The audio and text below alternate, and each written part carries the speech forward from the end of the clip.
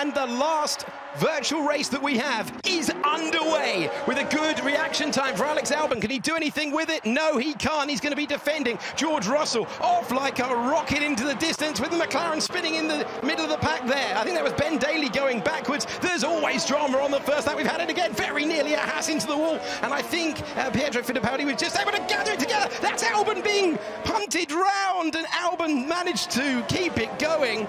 That was difficult stuff in the middle of the pack, but they've all managed to keep it going after contact in the middle there. Russell, Albon, Latifi, Gutierrez, the top four. I think a tiny bit of server lag just sent you down the wrong way there, Alex. But no, fair enough. I mean, you're commentating what you're seeing, aren't you? But Alex Albon, I can't guess, Matt. No, you can't at all.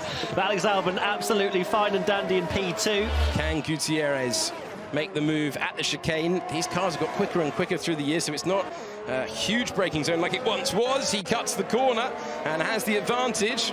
Well, Latifi spun, where's Latifi gone? Yeah, he's in the background there. Nicholas Latifi found his way into the wall after that. And so now Colette tried to go into third position. They both run wide and continue.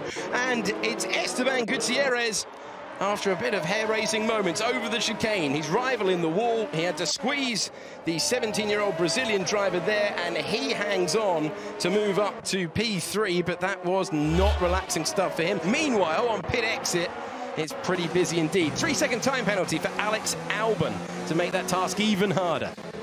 Oh, no. I was hoping that maybe for George Russell to kind of spice things up a little bit. No, it's Alex Albon. 3-second time penalty. I think he got one towards the end of the Azerbaijan Grand Prix as well. Was that a car in the wall I just saw as well? It was Caio Collet. It's Caio Collet, that we can see as well. You're looking at the moment, based at Enstone with his teammate Guan Yu Zhou. That's going to be very close. Oh, into the wall. That was always going to happen. Frustration for Davidson. Ben Daly has him into the wall, and, well, that wasn't a commentator's curse. That was a director's curse, cutting to Mr. Davidson at that exact moment, and he finds himself recovering from the final chicane and drops down the order. Checking back in with the race leader, and I think we can hear from him a few moments ago. What on earth has been going on behind me? You've got a massive gap. I think it's because you are in another galaxy. That's the answer, mate. Another galaxy. What on earth has been going on behind? I think that gives you an idea of George Russell's character. He's fine to be winning, but he's like, come on, guys. Yeah, let's have a little bit of opposition here. The thing is, the people behind him haven't really been involved in many incidents. He's just too quick. Callum Ilott battling Nicholas Latifi now. The Ferrari trying to get down the inside of the Williams, trying to make that new tyre impression work immediately. He's done so. He's managed to get through. That's a nice move up to 7th position. Needs to make those hard tyres last, though, and Latifi wants to come back immediately, giving him a shove at the hairpin. But he's not able to come back, and Callum Ilott's strategy worked quite nicely for him to make a decent stint there.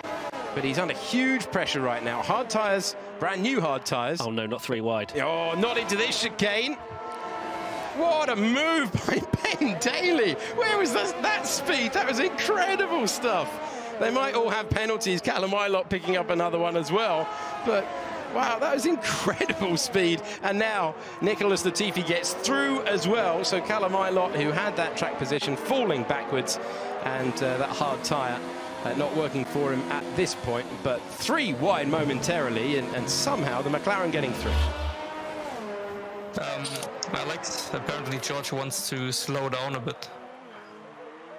For what? Just to give the fans a show or something. No, I don't want that. Yeah, same. Well, I can guarantee you'll never hear an F1 team radio like that again. There will never be, oh, do you want me to slow down to give the people a show? Pierre Gasly's been disqualified. Oh. We've seen drive-throughs, but for the first time in the virtual Grand Prix, we've seen disqualification for Pierre Gasly. I mean, I saw a few cropping up here and there, but he would have been told as well. You know, Codemasters have put this very much into the game, that it will say, you are nearing disqualification, stop being a naughty boy. And he's ignored that and carried on, and he's been disqualified. What a shame. But right now, Timothée Marlick closing. Surely he will have a chance into the final chicane. Well, gaining from the traction of the tyres with every single metre that he comes behind the Renault into the slipstream. He's got DRS now, and it's going to be, at least on track, 5th position. for Ben Daly, who uses that DRS to get further clear into the final chicane. He's certainly been very, very entertaining today. Well, Guan Yu Zhou got us started in Bahrain when Mr. Herbert took the lead. After cutting turn number 1, it was Guan Yu Zhou that day who came back. Then the form driver was Charles Leclerc, who was absolutely excellent around the streets of Albert Park, and then again at China. And then we saw Alex Albon defeat the Ferrari. That's when the tide turned the way of the driver you're looking at right now, George Russell, who won in Spain. He won in Monaco by a country mile. He also took victory in Baku. And the driver who, in his first season of Formula One, wasn't able to score a point, has been able to show his talent behind the wheel. He hasn't just won these races, he's dominated them. He hasn't just impressed, he's staggered people who believe that he is on par with the esports drivers who do this day in and day out. Once again, you are watching the conclusion of a masterclass from the Williams driver who comes out of the final corner for the final time. George Russell sees the checkered flag and wins in Montreal to make it 4 in a row and take the title. A super drive, and that smile in a few weeks ago was a little bit of relief. Right now he knows he's the best, and he's proved it once again. I would love to chat to your winner, and I believe we can do that right now. In the voice of Alex Albon, I will shout, George! George Russell, how are you feeling? 4 wins back-to-back. Feeling great. Loving that impression, by the way. I think you got a little bit of work to do on that. How important has this virtual racing been for you throughout lockdown? It's been great. I mean, it's kept us entertained, kept us busy, that's for sure. And it's kept the competitive side of us, you know, busy and interested. You know, we don't have that racing for us to go out and do at the moment, and having this opportunity to, you know, race against, you know, all of us, our mates. It's been a great fun along the way. And, you know, from my side, it's just been, you know, put a lot of hard work and effort in, and I'm glad we've got some good results to show for it.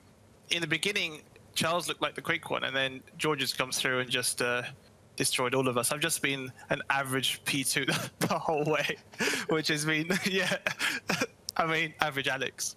Well, listen. Average Alex. That's a new hashtag, I think. I've just regretted saying that. Because now get it trending, people. Get it out there. We're going to change it to awesome Alex. Thank you very much. Listen, gentlemen, it's been an absolute pleasure. I'm glad you've enjoyed taking part in the virtual Grand Prix. We wish you the best of the luck for the rest of the season. Thank you very much for taking part.